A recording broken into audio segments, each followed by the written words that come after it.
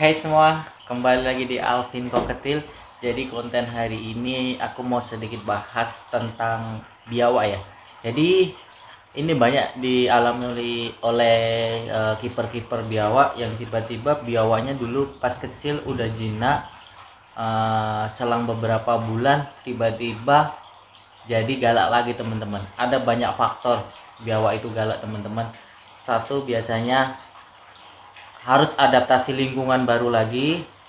Nah, adaptasi lingkungan baru itu bisa terjadi karena pindah kandang atau yang pindah lokasi dia bermain. Biasanya kita sering bermain di dalam rumah, tiba-tiba kita bawa keluar rumah atau gathering di lapangan, ketemu banyak biawak yang ukurannya lebih besar, itu bisa mengakibatkan si biawak itu jadi galak atau stres teman-teman. Biasanya biawak yang moody, ini kita bilang moody ya, karena karakternya berubah-ubah, itu biasa terjadi di biawak yang masih baby sampai juvenil teman-teman ya. Biasanya kalau biawak yang udah dewasa mentalnya udah bagus gitu. Dan kembali lagi ke karakter ya teman-teman, ada juga biawaknya jinak terus dari pertama dia bisa jinak kan, handle dari baby sampai besar itu nggak pernah berubah karakternya, mau dibawa kemanapun, tempat apapun akan jinak. Ini berbeda ceritanya yang berubah karakternya seperti Ignil ini teman-teman. Mungkin akan saya tampilkan dulu pas kalau masih ada lah videonya, nanti akan saya kasih cuplikan sedikit video dimana Ignil jinak teman-teman ya. Pertama kali aku dapat ini si Ignil ini pas baby itu, aku dapat dari baby baru menetas ya kayaknya ya, karena memang mereka baru keluar sarang. Aku dapat dia yang paling tiba-tiba bonding sendiri, jinak sendiri teman-teman ya. Terus usia sekitar berapa ya, sekitar menginjak 5 bulan 6 bulan aku pindah lokasi teman-teman, pindah tempat, dan akhirnya dia sedikit sering kaget karena yang terbiasa melihat hari-hari melihat aku bersama istri, tiba-tiba harus melihat orang lain teman-teman ya. Jadi di situ dia sering kaget dan akhirnya jadi pernah terlepas, kaget itu lari, dan dia mangap-mangap teman-teman pas ditangkap. Biawak kalau udah kaget lari biasanya ditangkap mangap-mangap, jadi galak. Reptil rata-rata seperti itu teman-teman. Terus di situ dia masih aman di handle. Hujan teman-teman ya. Di situ dia masih aman di handle. Terus aku pindah ke terrarium teman-teman. Ini aku bikinkan terrarium yang sangat layak sekali, dengan ukuran dia yang masih kecil, pokoknya udah layak sekali. Sering lihat lalu lalang manusia, dan tiba-tiba dia udah, pertama dia pindah lokasi aja sudah sedikit stres dia melihat lalu lalang manusia, ditambah dia pindah kandang teman-teman ya. Jadi pindah yang biasanya di box ini pindah ke terrarium yang sangat besar, sangat terang, bisa melihat manusia dengan gampang. Lalu lalang selain aku teman-teman, akhirnya dia galak. Saat ditangkap, diambil atau mau dikasih makan, dia lari-lari di kandang malah defend, dan akhirnya nyabet-nyabet mangap. Alhasil dia jadi galak teman-teman, malah sempat mogok makan. Makanya dia di usia yang menginjak 1 tahun ukurannya masih kecil teman-teman. Terus gimana caranya untuk menjinakkan? Udah aku treatment teman-teman, sering ku handle, sering ku mandikan, ku mandikan, ku main di handle di dalam air biar lebih jinak lagi. Tetap aja nggak akan mengubah karakter si Ignil teman-teman ya, si biawak aku. Mungkin karakteran biawak juga ya. Ini si Ignil ku kasih treatment seperti itu, sering ku handle semua setiap hari. Ku coba, tetap aja nggak ada perubahan selama 2 minggu. Terus di handle jangan sering-sering, seminggu 2 kali atau seminggu sekali, tetap aja teman-teman. Saat ku ambil defense, saat ku dekati, ku buka terrariumnya, kacanya defense juga, malah kalau dikasih makan nggak mau teman-teman. Jadi pertumbuhannya terhambat karena dia stres dan nggak mau makan. Dan akhirnya ku kembalikan ke box, ku taruh di tempat masih yang sering lalu lalang manusia. Selain aku tetap galak teman-teman. Terus ini ku taruh di atas teman-teman, yang jarang lihat manusia, hanya sering lihat aku aja.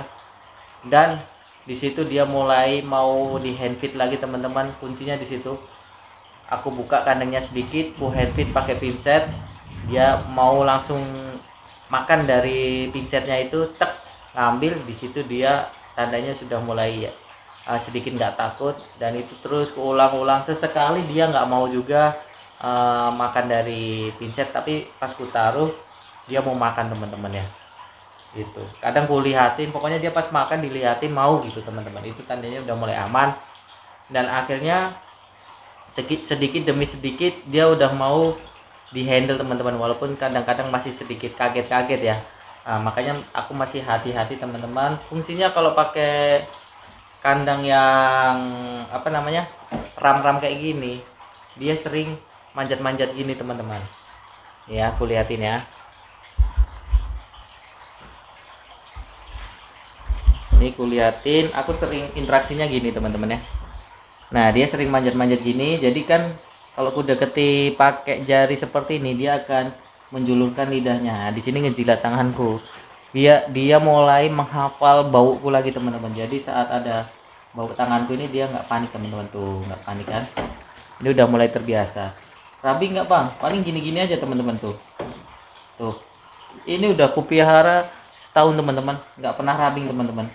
Karena ini ramnya ini ada lapisan plastiknya, terus dia nggak tipe yang ngedorong-dorong kali teman-teman, paling gini-gini aja tuh. Dia tahu ini ram, terus paling manjat-manjat ini. Jadi aman teman-teman ya, tergantung, kembali lagi tergantung karakter. Ada yang bilang pakai kawat ram bikin rabing.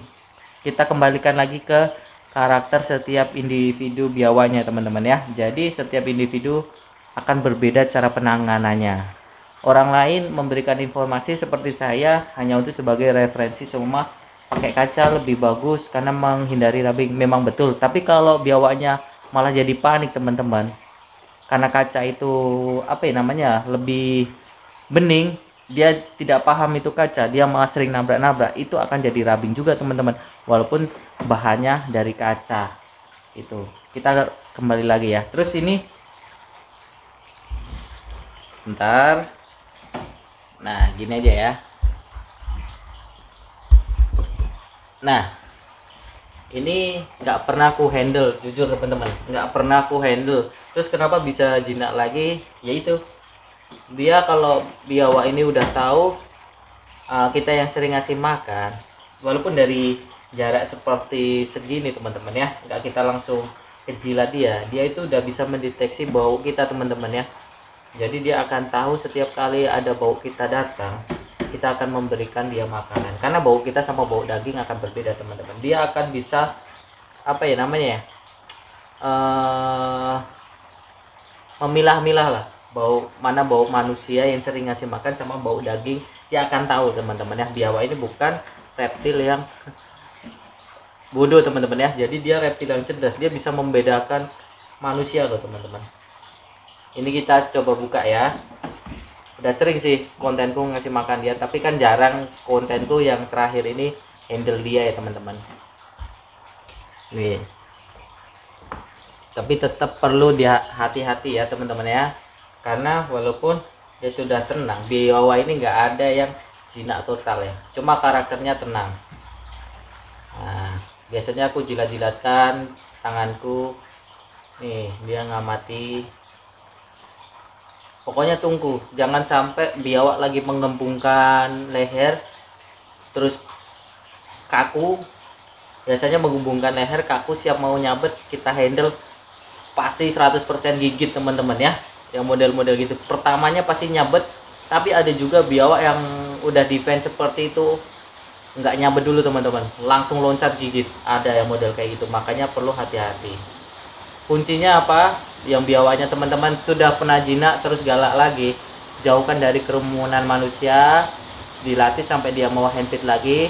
Lama-lama dia akan mau dipegang teman-teman.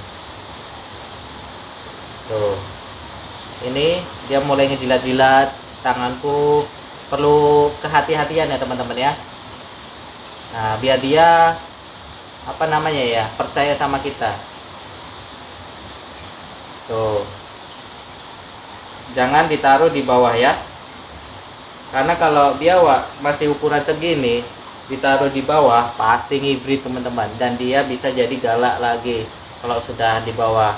Karena pada dasarnya biawak kalau udah ditaruh di bawah gini, ukuran masih labil kayak gini, masih kecil, ibaratnya ini juve lah, tapi udah setahun harusnya dia lebih besar lagi dari ini ya. Ini karena dia sempet mogok makan, sering mogok makan, jadinya dia ini pertumbuhannya terhambat. Ini harusnya bisa 1,5 atau 2 kali dari ini teman-teman. Ini usia setahun ya, itu. Terus jangan sampai ditaruh di bawah dulu, di luar kandang, karena pasti dia akan lari teman-teman ya. Kenapa lari? Karena pada dasarnya instingnya, mental dia belum gimana ya, belum seberani sama biawak yang ukuran-ukuran jumbo. Semakin besar biasanya mental dia semakin berani, makanya dia bisa berani jalan dengan tenang dan gak akan lari saat kita deketi teman-teman. Ibarat mentalnya udah settle lah, udah apa ya namanya ya, udah mapan, nggak pernah berubah-ubah gitu teman-teman ya. Kalau yang kecil-kecil gini tuh masih berubah-ubah, dan kita pun harus waspada. Apalagi dia sudah mulai menggembung-gembungkan leher.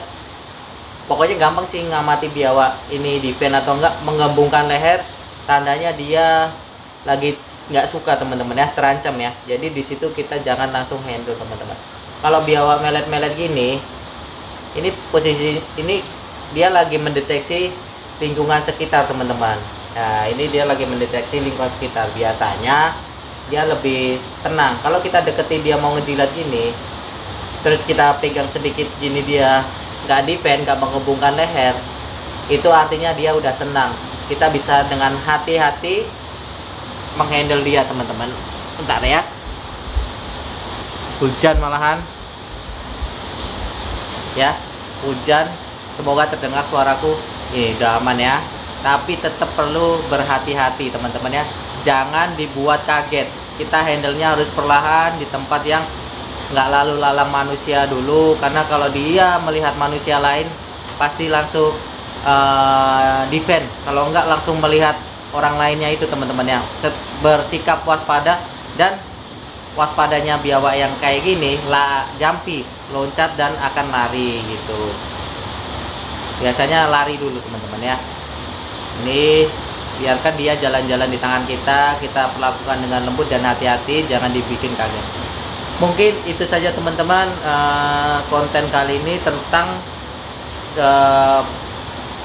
gimana ya, cara membuat biawak yang dulunya pernah jinak atau belum jinak bisa diperlakukan treatment seperti ini.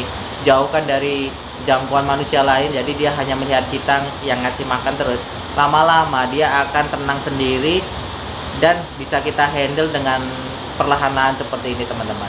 Jadi nggak usah dipaksa yang harus di treatment handle tiap hari biar dia jinak, itu salah.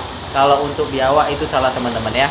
Jadi kalau biawak kita harus sering ngasih interaksi lah, ngasih makan minimal sama dia.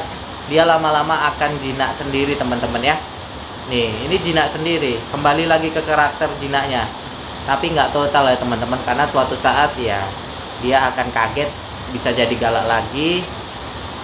Ya, namanya binatang liar, nggak ada yang jinak total. Tetap berhati-hati, ini bukan mainan. Sekali lagi ya, biawak ataupun hewan apapun bukan mainan ya, tapi partner kehidupan kita yang bisa membahagiakan kita. Jadi jangan dibuat main-main, apalagi diperlakukan tidak bagus gitu teman-teman ya. Kalau kita memperlakukan bagus, dia akan bisa membuat kita bahagia. Salah satunya dengan cara kita handle, dia akan bisa tenang gitu. Oke, udah terlalu panjang kontenku. Semoga bermanfaat buat teman-teman yang bingung cara menjinakkan biawaknya atau membuat tenang biawaknya yang galak terus. Caranya seperti ini. Sabar, jauhkan dari jangkauan orang lain, sering di handfeed perlahan-lahan. Pertama dengan cara ditutup gitu. Kalau dia sudah mau makan, nah nanti lama-lama dia akan percaya sendiri. Saat kita kasih makan, dia akan mau dilihatin teman-teman. Di situ nanti dia udah mulai percaya.